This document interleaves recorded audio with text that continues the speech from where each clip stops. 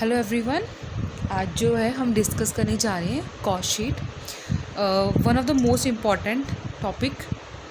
ये जो है सीए इंटर का चैप्टर 6 है, उसके अंदर आपको कॉस्ट शीट दिखेगी। ये सेम कॉस्ट शीट मैंने अपनी कॉपी में बनाई हुई है। I will discuss from this one, और सेम फॉर्मेट है, कुछ ज़्यादा डिफरेंस नहीं है, बस मैंने अपने हैंड से लिखा हुआ है, इतना डिफरेंस है। Okay guys, okay. First of all हम कॉस्ट शीट का हम ये देखते हैं कॉस्ट शीट हम बना क्यों रहे हैं, what is the purpose of making the cost sheet. तो कॉस्ट शीट बनाने का जो मेन पर्पस है वो ये होता है गाइज कि हम जो है वो कॉस्ट पर यूनिट निकालें। देखो सिंपल सी बात है, हमारे बिजनेस में जो मेन पर्पस होता है वो क्या होता है, किसी भी जो भी हमने गुड्स प्रोड्यूस की है उसको क्या करना, सेल आउट करना।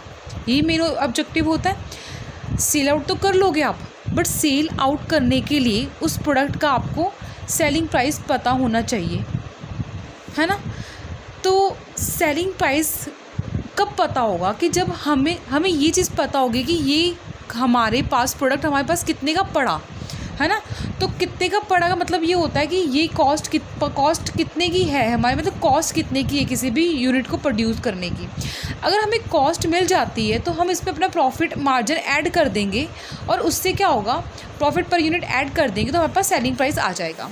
तो सिंपल सी बात है, हम इसी पर्पज़ से हम अपनी कॉस्ट शीट बना रहे हैं, ठीक है। तो मैंने फॉर्मेट के अंदर सबसे पहले पर्टिकुलर्स का कॉलम लिखा है, देन अमाउंट, फिर उसका relevant units and cost per unit लिखा है।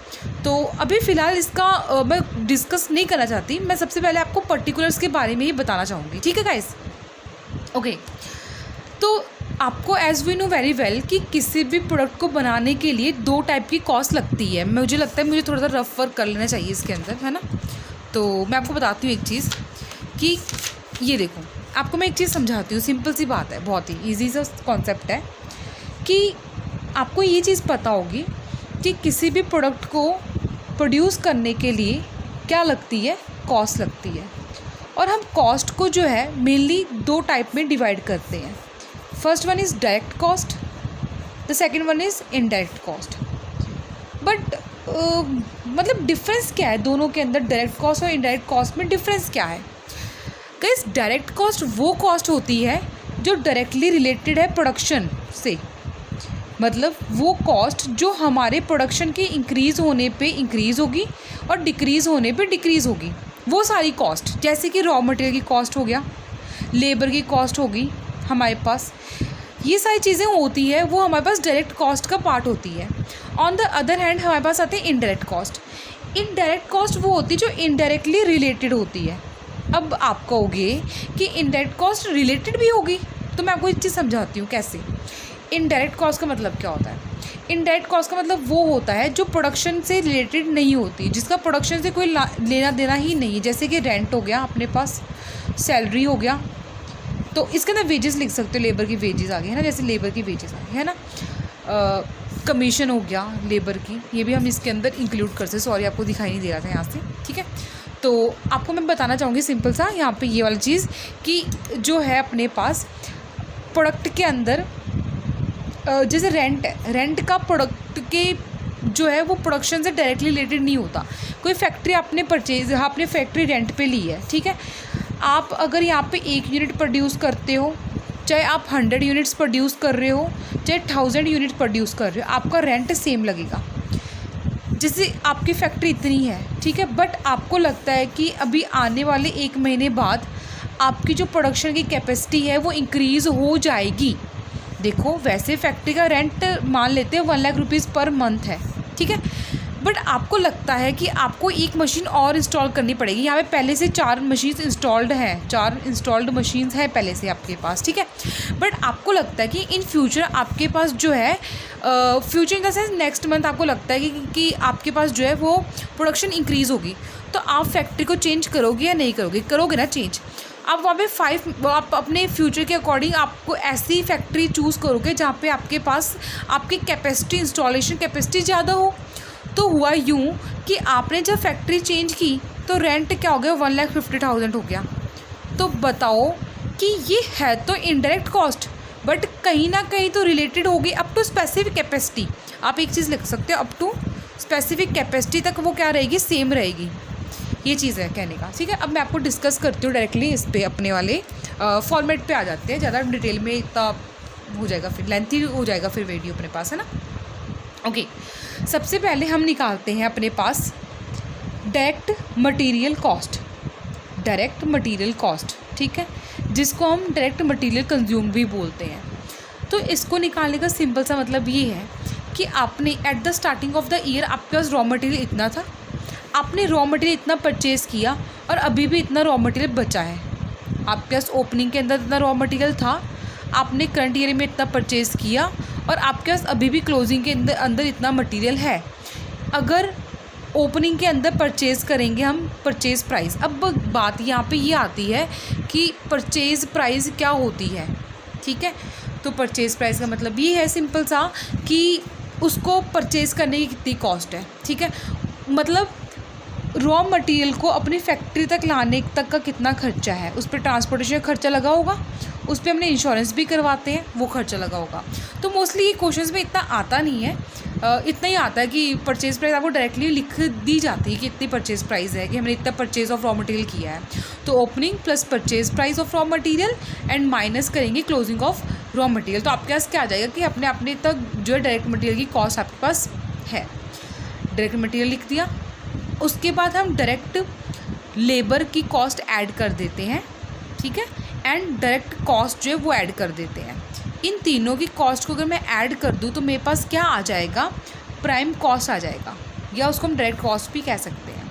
लिसन, मैं आपको एक चीज़ समझा देती हूँ वापस से, क्या चीज़ है वो ये कि हमारे पास जो डायरेक्ट कॉस्ट है ना, डायरेक्ट कॉस्ट के अंदर हम डीसी लिख देती हूँ मैं। डायरेक्ट कॉस्ट के अंदर अपने पास 3 चीज़ें आती है, क्या, direct material cost, direct labour cost and the third one is हमारे पास आते हैं डायरेक्ट एक्सपेंसेस। अगर मैं तीनों को ऐड कर दूं तो मेरे पास क्या आएगी, डायरेक्ट कॉस्ट आएगी। डायरेक्ट कॉस्ट को हम प्राइम कॉस्ट भी बोलते हैं, ठीक है गाइस, ये चीज़ भी याद रखना। ओके, देन ये तो हमारे पास है सिर्फ डायरेक्ट कॉस्ट का। अब हम सारे के सारे इनडायरेक्ट कॉस्ट जो है वो ऐड करेंगे, जो अपने पास यहाँ पे इनडायरेक्ट कॉस्ट लगी थी ना वो ऐड करेंगे। अब एक चीज़ और समझो तुम, वो ये कि इनडायरेक्ट कॉस्ट को जो है हम, इनडायरेक्ट कॉस्ट को हम जो है ओवरहेड्स भी बोलते हैं, ठीक है। हम क्या बोलते हैं उसको, ओवरहेड्स भी बोलते हैं। अब एक चीज़ और समझना थोड़ा सा, वो ये कि जो अपने पास है इनडायरेक्ट कॉस्ट, मैं आपको एक चीज़ समझा देती हूँ। जो अपने पास इनडायरेक्ट कॉस्ट है, ठीक है, इनडायरेक्ट कॉस्ट को मैंने अभी आपको बोला, इसको हम क्या बोलते हैं, अपना ओवरहेड्स भी बोलते हैं, ठीक है। ओवरहेड्स को कैसे कैसे डिवाइड किया है, एक होता है अपने पास फैक्ट्री ओवरहेड्स, फैक्ट्री ओवरहेड्स, ठीक है। वो सारे के सारे इनडायरेक्ट कॉस्ट जो फैक्ट्री में लगते हैं उसको हम फैक्ट्री ओवरहेड्स कहते हैं। जैसे ऑयल, लुब्रिकेंट अपने पास हो गया, ये सब चीज़ें। The second one is admin overheads. वो सारे के सारे खर्चे जो हमारे पास किस में लगते हैं, अपने मतलब कि वो सारे के सारे जो एडमिन के अंदर लगते हैं, मतलब कि मैनेजमेंट के ऊपर लगता है हमारे पास खर्चा, उसको हम एडमिन कहते हैं। एडमिन को ना 2 टाइप में इन्होंने डिवाइड किया हुआ है अपनी बुक के अंदर। वो कैसे, एक एडमिन ओवरहेड्स वो जो प्रोडक्शन से रिलेटेड है, एक एडमिन ओवरहेड जो अपने पास किससे रिलेटेड है, अपने पास जो हमारे जनरल रिलेटेड है। जो प्रोडक्शन से रिलेटेड है उसको हम कहेंगे admin overhead related to factory या प्रोडक्शन। एंड सेकंड में जो जनरल है उसको हम बोलेंगे एडमिन ओवरहेड्स, ठीक है। वो कौन से होगी, जनरल ओवरहेड्स होगी, जनरल एडमिन ओवरहेड्स, ठीक है। थर्ड वन हम ये भी कह सकते हैं अपने पास कि एडमिन ओवरहेड्स हो गए अपने पास। एडमिन ओवरहेड्स के बाद हम बोलेंगे हमारे पास एक होती है अपने पास एक होती है selling and distribution overheads. Selling का मतलब ये है कि वो सारे के सारे खर्चे जो हम अपने प्रमोशन के अंदर करते हैं, ठीक है, प्रमोट करने के लिए करते हैं, जो खर्चे प्रमोशन के लिए किए जाते हैं उसको हम सेलिंग ओवरहेड्स कहते हैं। डिस्ट्रीब्यूशन का सिंपल सा मतलब है कि हमारा प्रोडक्ट तो बन चुका है लेकिन उसको अपने एंड कंज्यूमर तक कंज्यूम करने के लिए जो सारे खर्चे लगेंगे उसको हम डिस्ट्रीब्यूशन ओवरहेड कहेंगे। जो हमारा पर्सन उसको अल्टीमेटली कंज्यूम करना चाहता है उसके सारे खर्चे इसके अंदर आएंगे, ठीक है। ओके, हमने अभी तक जो पढ़ा वो ये पढ़ा कि हमारे पास डायरेक्ट मटेरियल कॉस्ट तो निकल चुकी थी किसी प्रोडक्ट की। अब हम करेंगे कि वो सारे के सारे खर्चे जो अब इनडायरेक्टली रिलेटेड हैं, द फर्स्ट वन इज़ हमारे पास आएगा फैक्ट्री ओवरहेड्स। याद रखना, फैक्ट्री ओवरहेड्स को हम वर्क ओवरहेड्स भी बोलते हैं, प्रोडक्शन ओवरहेड्स भी बोलते हैं एंड मैन्युफैक्चरिंग ओवरहेड्स भी बोलते हैं। ठीक है, जब मैं इसके अंदर, अब हमारे पास प्राइम कॉस्ट तो आ चुकी है, मैं फैक्ट्री ओवरहेड्स ऐड कर दूँगी। ठीक है, इसमें याद रखना हमारी फैक्ट्री में कुछ ऐसी चीज़ें होती है जो अभी भी क्या है, वर्क इन प्रोग्रेस होती है। वर्क इन प्रोसेस कह दो, वर्क इन प्रोग्रेस कह दो, एक ही चीज़ होती है। ठीक है, अच्छा ध्यान से सुनना एक चीज़, वो क्या कि अपने पास ये यहाँ पे ये चीज़ है कि हमारे पास हो सकता है कि कुछ ऐसा वर्क इन प्रोग्रेस हो जो पहले से है, तो सेम कॉन्सेप्ट यहाँ पे भी अप्लाई होगा। ओपनिंग हम ऐड करेंगे, क्लोजिंग हम माइनस करेंगे। ठीक है, फैक्ट्री ओवरहेड्स में अगर मैं ओपनिंग ऐड कर दूँ working progress and closing minus कर दूँ तो मेरे पास क्या आ जाएगा, फैक्ट्री कॉस्ट आ जाएगी। ठीक है, वेरी मच क्लियर। अब यहाँ पे आता है मेन चीज़, फैक्ट्री कॉस्ट जो है वो यूनिट्स प्रोड्यूस पे निकलेगी। ठीक है, यूनिट्स हमने कितने प्रोड्यूस किए उस पर हमारे पास फैक्ट्री कॉस्ट आ जाएगी। ठीक है, अच्छा फैक्ट्री कॉस्ट के अंदर हम जो है वो 1 2 3 4 चीज़ें ऐड करते हैं, एक चीज़ लेस करते हैं। ठीक है, ध्यान से सुनना, क्या एक चीज़ होती है क्वालिटी कंट्रोल कॉस्ट। हम अपनी फैक्ट्री के अंदर कुछ ऐसे प्रोडक्शन सुपरवाइज़र मैनेजर्स वगैरह रखते हैं जो हमारी क्वालिटी को क्या करते हैं, चेक करते रहते हैं कि वो चीज़ सही बनी है या नहीं बनी। तो फैक्ट्री कॉस्ट में हम क्या कर देंगे, ऐड कर देंगे। सेकेंड में research and development cost. As we know very well कि डे बाई डे रिसर्चेस होती है कि हम अपने प्रोडक्शन की कॉस्ट को कैसे कम कर सकते हैं, हम अपने प्रोडक्ट को कैसे इंप्रूव कर सकते हैं। तो वो सारे खर्चे जो इस पर लगते हैं उसको हम रिसर्च एंड डेवलपमेंट कॉस्ट कहते हैं, वो भी हम ऐड करेंगे। मैंने आपको एक चीज़ बताई थी कि एडमिन ओवरहेड्स 2 तरीके के होते हैं। जो एडमिन ओवरहेड जो किससे रिलेटेड है, प्रोडक्शन से रिलेटेड है या फैक्ट्री से रिलेटेड है, वो यहाँ पे ऐड होंगे। अब आप कहोगे कि बाद में भी ऐड होंगे, येस बाद में ऐड होंगे, बट वो बाद में कौन से वाले ऐड होंगे, जो जनरल एडमिन ओवरहेड्स हैं। ठीक है, okay. The next one is हम जो है कुछ ऐसी चीज़ें होती है जो हमारे पास स्क्रैप होती है। ठीक है, फैक्ट्री के अंदर हम उसको क्या करेंगे, सेल आउट कर देंगे। सेल आउट करने पे जो भी इनकम आएगी, मिसलेनियस इनकम आएगी, वो हमारी कॉस्ट का पार्ट तो नहीं बनेगी, हम उसको लेस कर देंगे अपनी कॉस्ट में से। प्राइमरी पैकिंग, कुछ ऐसे प्रोडक्ट्स होते हैं जिसको हम प्राइमरी पैक किए बिना नहीं सेल आउट कर सकते, तो प्राइमरी पैकिंग को भी ऐड कर देंगे उसकी कॉस्ट को। तो हम इन सभी 5 आइटम्स के एडजस्टमेंट करने के बाद फैक्ट्री कॉस्ट के अंदर ये 5 के एडजस्टमेंट करने के बाद हमारे पास क्या निकल जाएगा गाइज, कॉस्ट ऑफ प्रोडक्शन निकल जाएगा। अब कॉस्ट पर यूनिट निकालना हो, कॉस्ट पर यूनिट प्रोड्यूस्ड, तो आपको क्या करना होगा, आपको कॉस्ट पर यूनिट प्रोड्यूस निकालने के लिए जो कॉस्ट ऑफ प्रोडक्शन है उसको डिवाइड करना पड़ेगा आपके कितने यूनिट्स प्रोड्यूस हुए हैं। ठीक है, द नेक्स्ट वन इज़ आपको क्या करना है, अब इस वाले अंदर जो कॉस्ट ऑफ प्रोडक्शन आई है आपके पास, इसमें फिनिश गुड्स और फिनिश गुड्स का ओपनिंग और फिनिश गुड्स का क्लोजिंग उसकी एडजस्टमेंट करनी है। ठीक है, ओपनिंग क्लोजिंग प्लस माइनस करके आपके पास क्या आ जाएगा, कॉस्ट ऑफ गुड्स सोल्ड। ठीक है, और ये जो चीज़ निकलती है वो यूनिट सोल्ड पे निकलती है, बिकॉज हमने फिनिश गुड्स की एडजस्टमेंट कर ली कि हमारे पास पहले इतने थे, हमने इतने बेच दिए, तो हमारे पास क्या है, कॉस्ट ऑफ गुड्स सोल्ड आ जाएगा। लास्ट एडजस्टमेंट्स 2 चीज़ों के बारे में रहेगी, एक तो सेलिंग एंड डिस्ट्रीब्यूशन ओवरहेड्स की, एक एडमिनिस्ट्रेशन ओवरहेड्स की। ठीक है, सेलिंग एंड डिस्ट्रीब्यूशन ओवरहेड्स को ऐड करेंगे हम कॉस्ट ऑफ गुड्स सोल्ड के अंदर, और एडमिनिस्ट्रेशन ओवरहेड जो किससे रिलेटेड है, जनरल होंगे अपने पास, उसको ऐड करेंगे तो अपने पास टोटल कॉस्ट आ जाएगी।